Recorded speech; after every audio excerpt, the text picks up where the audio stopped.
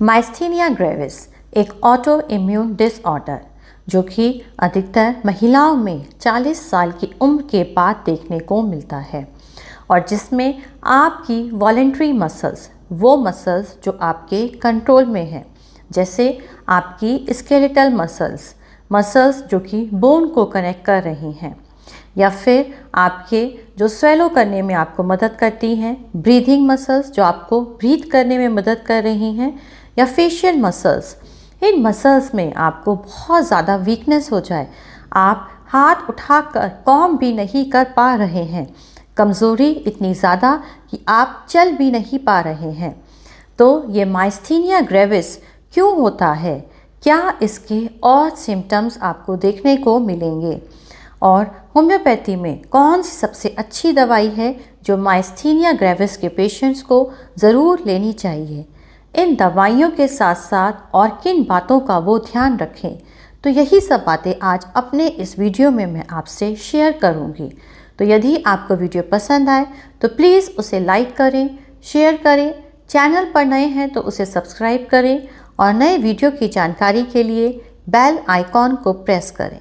Welcome to my YouTube channel Niramya 7। Our brain sends signals to the nerves and from here it is transmitted to the muscles through a synapse which is called neuromuscular junction। हमारा जो brain है वो nerves को signal send करता है, वहाँ से muscles तक जाने के लिए बीच में एक साइनेप्स होता है जिसे हम न्यूरोमस्कुलर जंक्शन भी कहते हैं। अब इस न्यूरोमस्कुलर जंक्शन पर एक न्यूरोट्रांसमीटर जो कि एसिटाइल कोलिन कहलाता है। This acetyl choline has a receptor site on the muscle tissue। इस एसिटाइल कोलिन केमिकल जो है it helps in the communication between nerves and muscles, लेकिन इसको काम करने के लिए रिसेप्टर साइट्स चाहिए जो कि मसल टिश्यू पर प्रेजेंट है। जब ये पहले उस रिसेप्टर साइट्स पे अटैच्ड होता है, बाइंड होता है, then it triggers the muscle fibre to contract. तब ये सिग्नल देता है और मसल्स फाइबर कॉन्ट्रैक्ट करती हैं। तो इन माइस्थीनिया ग्रेविस आपका ही इम्यून सिस्टम बाय मिस्टेक, गलती से इन रिसेप्टर साइट्स के अगेंस्ट, जो एसिटाइल कोलिन की रिसेप्टर साइट्स हैं जिनका काम है मसल्स फाइबर को कॉन्ट्रैक्ट करना, रिसेप्टर साइट्स पर अटैच्ड होने के बाद वो इन रिसेप्टर साइट्स के अगेंस्ट एंटीबॉडीज़ बनाने लगता है। तो आइदर इट ब्लॉक्स और damages these receptor sites, blocking the nerve muscle communication. तो जो कम्युनिकेशन है नर्व्स और मसल्स के बीच में, ये या तो स्लो हो जाता है या बिल्कुल बंद हो जाता है, जिससे जो मसल्स फाइबर हैं वो वीक हो जाती हैं। और यह अधिकतर उन लोगों में होता है जिनमें पहले ही कोई ऑटो इम्यून डिसऑर्डर हुआ हो, जैसे रूमेटॉइड आर्थराइटिस या systemic lupus erythematosus. Symptoms of myasthenia gravis include fatigue, आप बहुत ज़्यादा थके हुए महसूस करेंगे, या फिर muscle weakness in your arms, legs, neck, या फिर आपके फिंगर में। आप कुछ उठाएंगे तो आपके हाथों से वो गिर भी सकता है, आप चलेंगे तो आप बहुत ज़्यादा थके हुए महसूस करेंगे। वहीं पर आप काम करना चाहेंगे तो आप पीछे ले जाकर काम भी नहीं कर पाएंगे। आपकी जो ये थकान है या फिर जो मसल वीकनेस है, जितना ज़्यादा आप काम करेंगे उतना ज़्यादा ये थकान या मसल वीकनेस बढ़ती जाती है। वहीं पर जब आप रेस्ट करते हैं, आप आराम लेते हैं, तब इन सिम्टम्स में आपको आराम मिलता है। थर्ड इज़ ब्लरी और डबल विजन, या फिर ड्रूपिंग ऑफ आईलिड्स।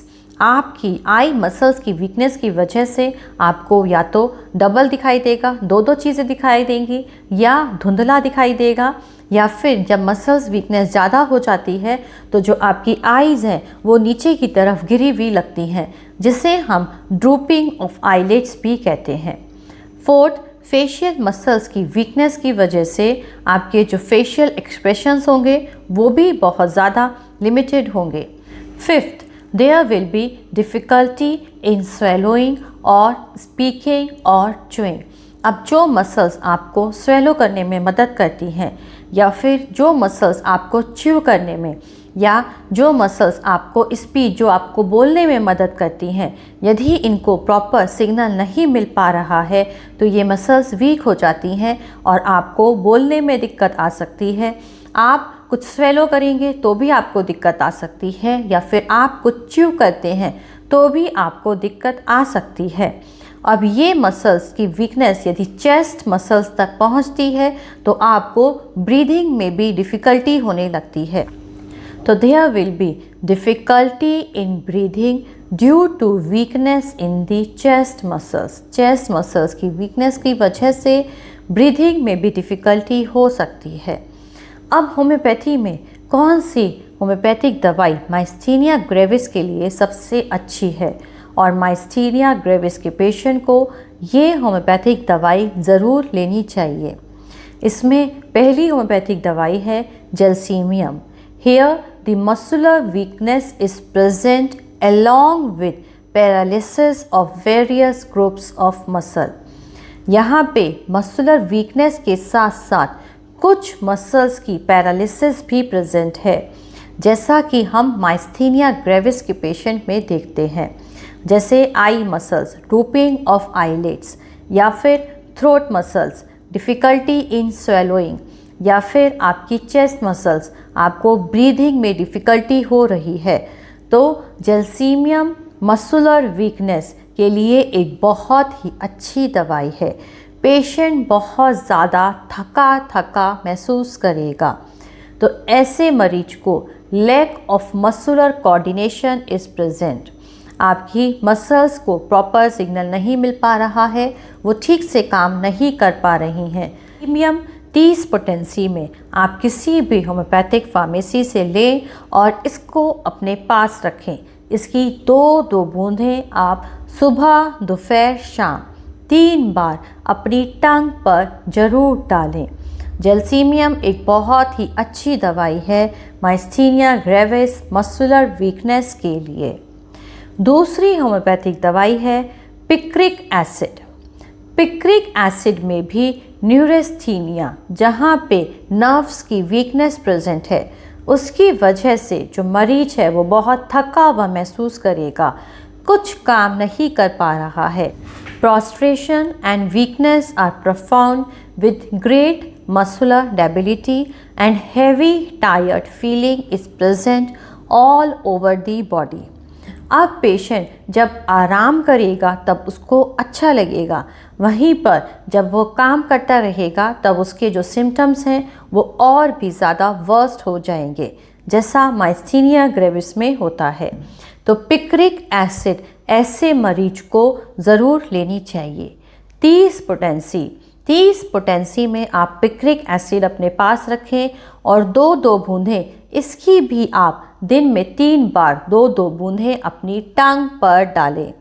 तो जेल्सीमियम और पिक्रिक एसिड दोनों की ही 2 बूंदें आप दिन में 3 बार अपनी टांग पर डालें। साथ साथ आप कालीफॉस 6X, ये एक बायोकेमिक है, this is a greatest nerve tonic. Either physical और मेंटल डिप्रेशन हो, पेशेंट बहुत ज़्यादा थका हुआ हो फिजिकली या मेंटली, कालीफॉस एक बहुत ही अच्छी दवाई है। कालीफॉस की 4 टैबलेट आप सुबह, दोपहर, शाम को ज़रूर लें। इन दवाइयों के साथ साथ 2 होम्योपैथिक दवाई हैं जो आपको हफ्ते में सिर्फ 1 बार लेनी है और ऑल्टरनेट वीक पर लेनी है।